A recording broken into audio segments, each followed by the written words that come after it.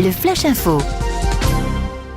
Justice, Patrick Bunel, ancien directeur du musée Airborne de Sainte-Mère-Église, a été condamné ce mardi en correctionnel à 4 000 € d'amende pour de fausses factures au nom du musée, et ce à quelques mois des commémorations du 70e anniversaire du débarquement.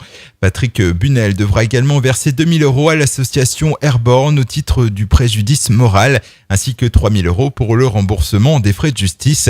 À noter toutefois qu'il a été relaxé des faits d'escroquerie pour lesquels il était poursuivi.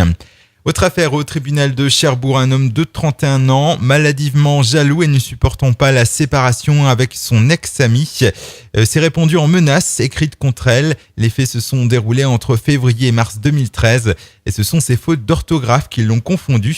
Les juges l'ont condamné à 6 mois de prison avec sursis et à 150 € d'amende.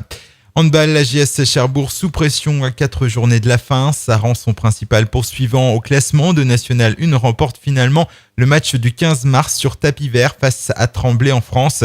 La raison, le pivot Marwan Chouiref, 10 buts à son actif lors de cette rencontre perdue par Saran, n'avait pas le droit de jouer ce soir-là.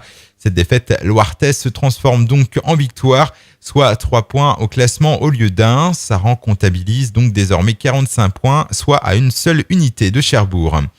Cyclisme autour de Normandie au terme de 200 km de course rythmée par une échappée au long cours puis un apparent contrôle de la BMC.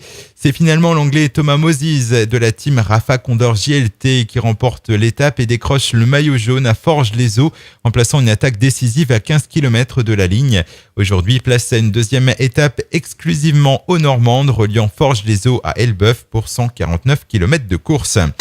Et puis pour les amateurs de festival, les organisateurs des Papillons de Nuit ont dévoilé hier une nouvelle tête d'affiche en l'honneur d'Alex Hepburn. L'Écossaise s'est fait révéler au public avec son tube Under, plus de 17 millions de vues sur YouTube, extrait de son album Together Alone. Elle sera sur la scène du festival le samedi 6 juin à Saint-Laurent-de-Cuve.